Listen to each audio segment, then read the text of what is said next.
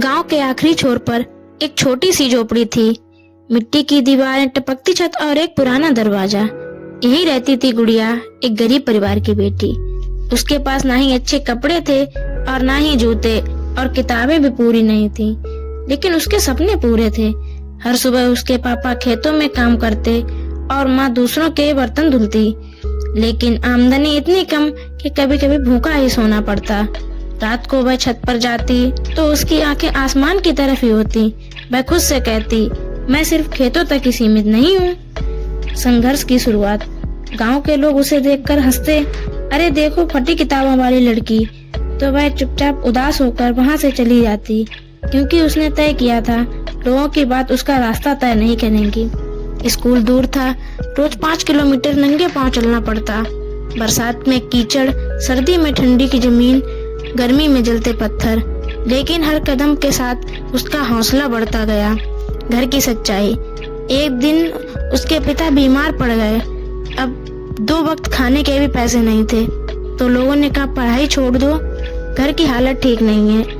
माँ की आंखों में आंसू थे, लेकिन आवाज नहीं।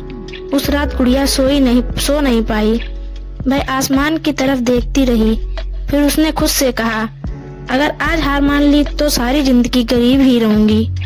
अगले दिन उसने पिता से कहा, बाबा मुझे एक मौका दीजिए, मैं आपको निराश नहीं करूंगी। कम साधन, बड़ा जज्बा। गुड़िया के पास ट्यूशन के पैसे नहीं थे, तो वह स्कूल की लाइब्रेरी में घंटों बैठती, लालटेन की रोशनी में पढ़ती, पुरानी किताबें जोड़ जोड़कर। जब थक जाती तो खुद से कहती, थकना मना नहीं है, रुकना मना है। परीक्षा का दिन आया। गांव वालों को भरोसा नहीं था, लेकिन जब रिजल्ट आया, गुड़िया पूरे ब्लॉक में टॉपर बनी। सालों की मेहनत के बाद गुड़िया शहर पहुंची।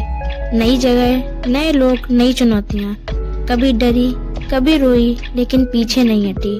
और एक दिन वह दिन था जब उसी लड़की का नाम एक कॉलेज के नोटिस बोर्ड पर चमक रहा था।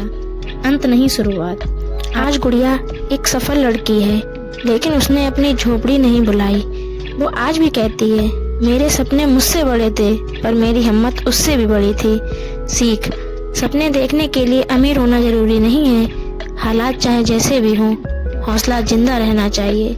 आज का